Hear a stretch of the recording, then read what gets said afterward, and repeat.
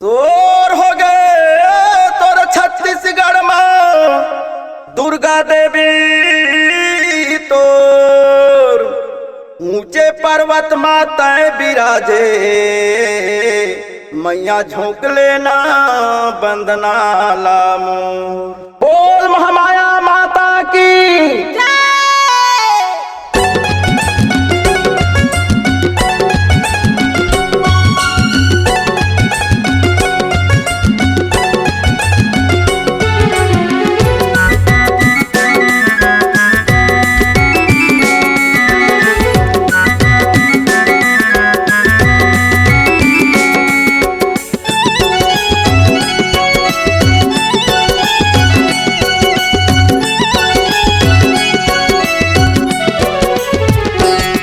मोर कुटिया मजैहा दुर्गा देवी मोजे का बार, मोर अंगना मजैहा शेरा वाली मोजे का बार। मोर कुटिया मजैहा दुर्गा देवी मोजे का बार, मोर अंगना मजैहा शेरा वाली मोजे का बार। मोर कुटिया मजैहा दुर्गा देवी मोजे का बार, मोर अंगना मजैहा शेरा वाली मोजे का बार।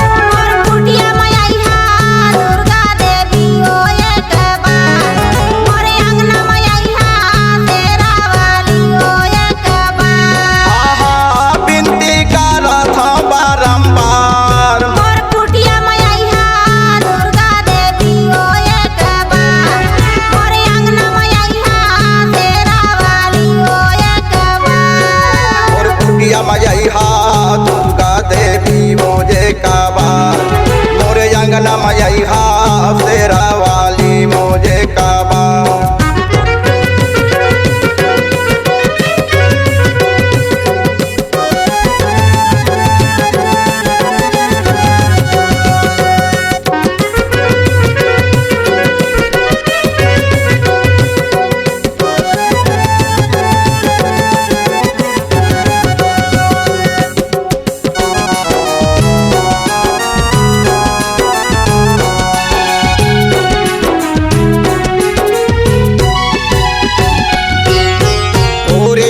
मैं जानी सुनी पाते मेड़ुल लाते परिखा के, मेड़ोले लाते परिखा के भवानी मोर मेड़ोले लाते परिखा के।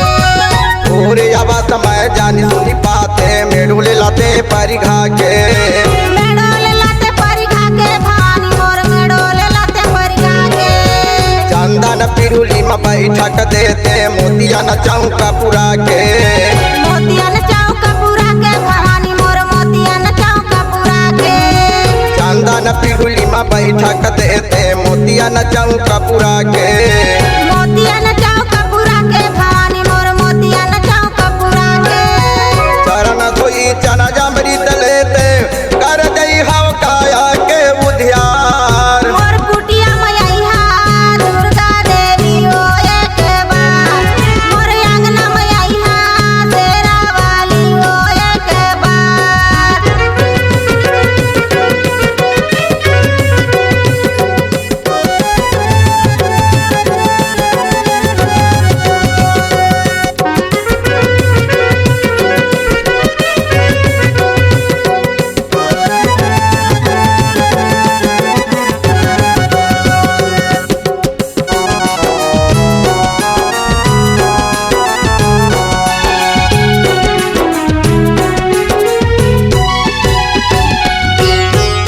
मन भावन क्वारक महीना 9 दिन बरत आए, 9 दिन बरत आए भवानी मोर 9 दिन बरत आए।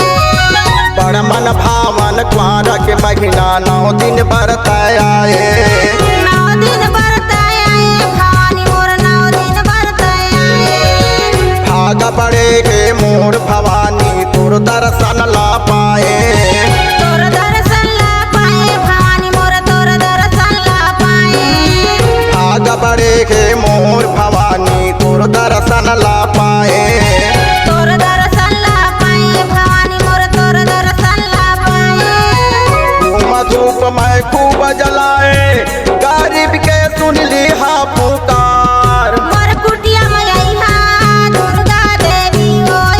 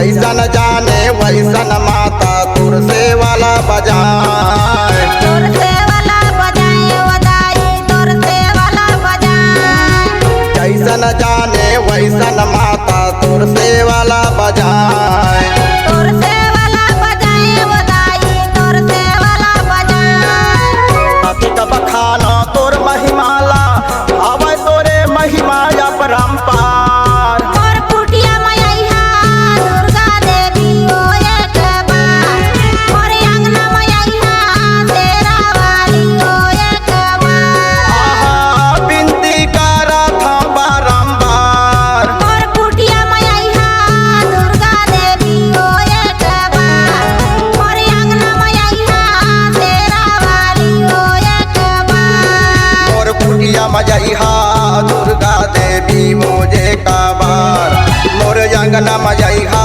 शेरा वाली मोजे काबार मोर कुटिया मजैहा दुर्गा देवी मोजे काबार मोर अंगना मजैहा शेरा वाली मोजे काबार।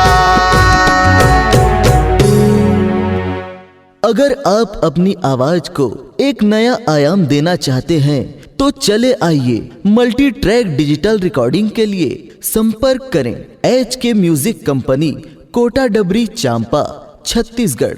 मोबाइल नंबर है 9329238487 और 8085380339।